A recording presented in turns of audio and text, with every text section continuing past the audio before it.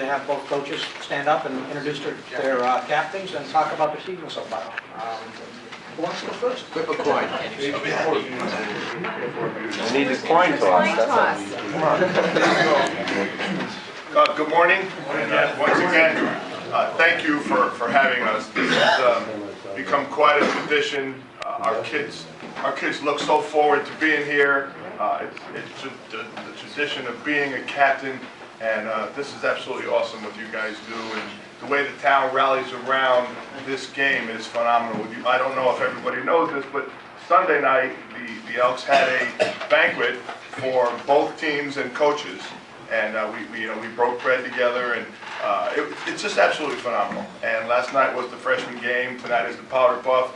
Tomorrow is the football game. So it's amazing how the town itself rallies around this week in football. And I myself, and I know my captains, feel humbled and very happy to be part of this.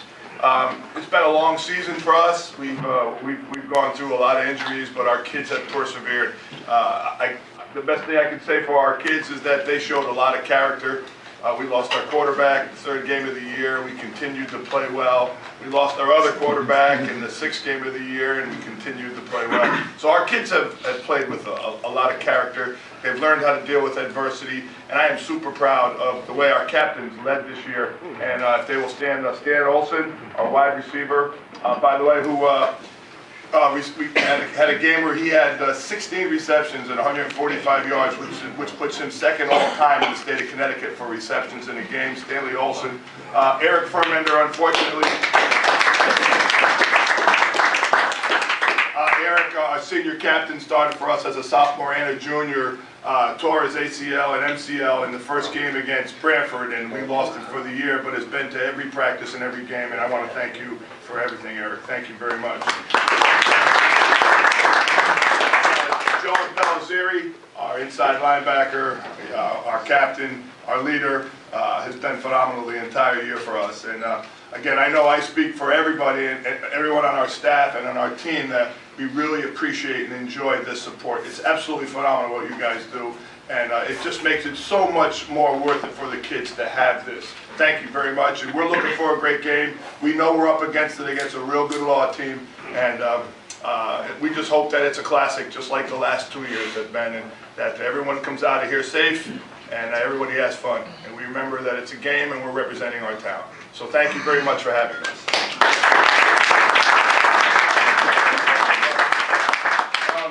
I too would like to thank you for keeping this tradition going, because it seems like every year another tradition goes to the wayside in Milford, unfortunately, but it's really nice that this stands true. Because I played for Jonathan Law. Used to chase Doc Jenkins around, try to catch him, he'd be screaming, "Don't hit my hand."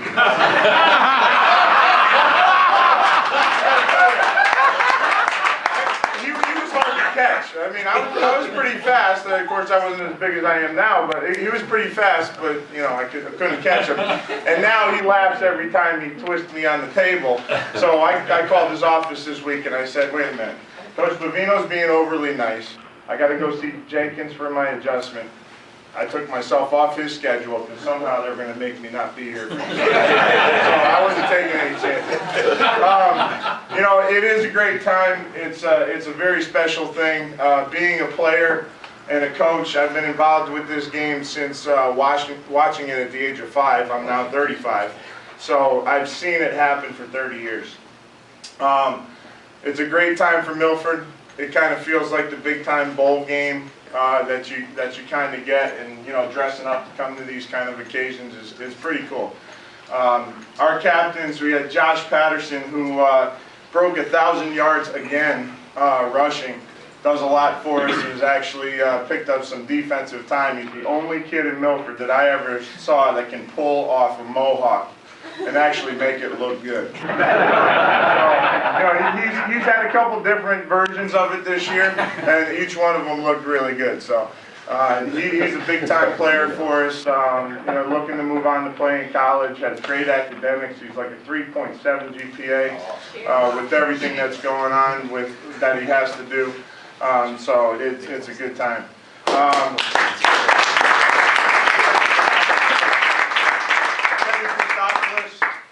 plays offensive guard, defensive tackle. Has been moved to play some linebacker, plays on every special teams except for kickoff. He's done a lot for us. He is actually he was the captain of the wrestling team last year. Also does track, has a very high GPA. He's looking to go to possibly Ivy League school to wrestle. So he's a great player for us also. And then Tyler Marquette. I personally tabbed him as our, for the Jets fans, Wayne Corbett of our team. He's a little guy, gets lost in traffic, ends up with the big catch. I mean, there's been tons of times this season we were in a jam, and all of a sudden Marquette's got the ball for a huge first down, if not a touchdown. You know, he's not the biggest kid on the team, but he's definitely probably the hardest working kid on the team because, you know, he's got to make up for his vertically challenged But, you know, one thing I always like to say, and I am going to embarrass him because I've been planning on doing this for like 4 years. If you ever saw this kid without a shirt on, you know John Bastow does the like 30-second ad commercials?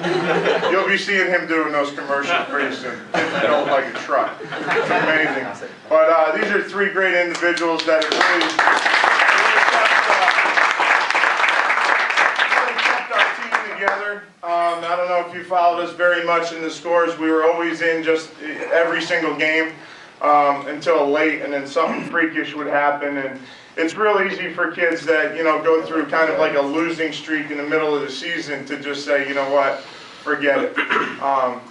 But they have kept this team together. They have kept them working hard all the time, and this, I know this game means more than anything in the world to these kids, because when we were going through that little bit of a dry spell with the wins, you always hear, whether it's the first game of the year you lose or the 8th game of the year you lose, you always hear, well, we still got Foran, or we still got Law. It doesn't matter what the season is. This game is going to be like the Super Bowl of all Super Bowls. It always is. And there's no doubt there's going to be great class, sportsmanship, and a lot of fun. I know Jeff's offense is pretty boring. Mine's pretty boring. We don't do anything fancy. And you're going to see a lot of great stuff. We got a lot of great kids doing a lot of fantastic things. There's stuff that he does that our kids can't do, and stuff that our kids do that his kids can't do, and that's what makes it a great game.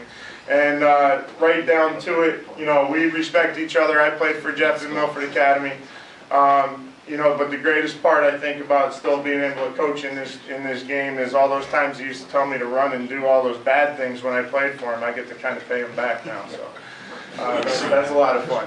But it's a great time for Milford, and thank you very much.